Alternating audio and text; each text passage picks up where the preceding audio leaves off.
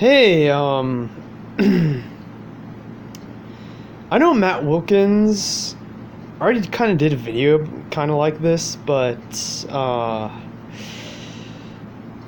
kind of want to do something similar to that and kind of an update to show, what Disney's hierarchy of canon actually is, based on current statements. I know what I'm going to show isn't confirmed, but it pretty much what they are doing. So, first, I did do a video about the hierarchy of canon several times, but let's have a refresher. Before Disney bought Star Wars, we had G canon, which was just the movies, nothing else.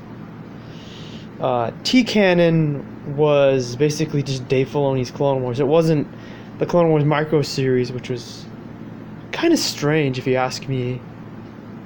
Then they had C canon, which was the majority of the expanded universe.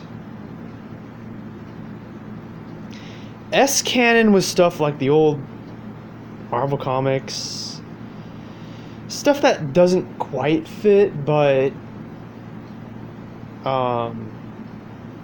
basically elements of stuff that are canon, but like, or stuff like the alternate video games that had alternate endings. Then we had N canon, stuff that was not canon, like Star Wars Tales. Now, all these four, they were all part of one universe. They weren't really separate, but I've done videos about that several times. This was the entirety of Star Wars canon before Disney bought Star Wars. However, basically what they did in Matt Wilkins' version, they got rid of all this. Then they replaced G canon with just canon, and N canon became Legends. This was the idea for Lucasfilm. That, everything is canon. Everything we do is equal to each other in terms of status. But thing is, Leland Shee said that there's no truth to the Star Wars universe. And that everything can be changed. Oh wait, just a second, guys. I'm missing a letter here, so.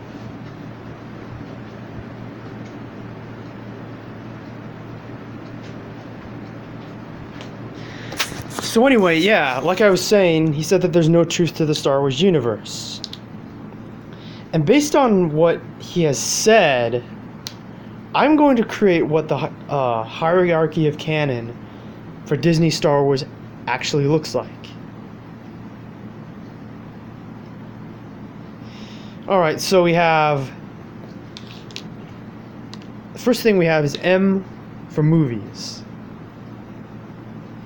Basically, that's all the Disney Star Wars movies, George Lucas's Star Wars movies, the spin-offs like Rogue One and Solo.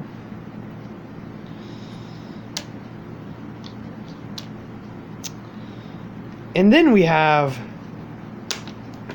quasi-canon. Now, quasi-canon is basically all of the books, comics, and video games. They're kind of canon, but not really. They basically it goes with Leland Shee's statements about there being no truth to the Star Wars universe. Now, I also said some of the TV shows, which I'll get to that in a minute. Then we have, let's see. Sorry, I don't know if I'm missing a letter or not. Then we have N canon, which is basically because there's still stuff being produced that's not part of, you know, Legends, which is interesting. There's like the Star Wars Lego stuff. There's these little they're like the Diary of a Wimpy Kid books, but it's about like a Jedi Academy. Like that stuff obviously can't be canon. There's all stuff like that. So I think I might include Legends as something that's, you know, I'm not going to put Legends in there at all. And then, before I mentioned some of the TV shows, well, because like Dave Filoni is so important, let's give him his own hierarchy of canon. F canon. No, not F for fake or failure. F for Filoni. Now basically, F canon is TCW and Rebels, or any other project Dave Filoni will be involved in the future. So again, let's go over the Disney Star Wars hierarchy of canon. M canon, which is all the Disney Star Wars movies. Filoni's stuff. Quasi-canon, basically all the comics, books, and video games, which can be thrown out at any time. And then we have N-canon, stuff that's not necessarily part of the old EU, but that is just non-canon in general. So yeah, tell me guys what you think of this, and I will see you guys around.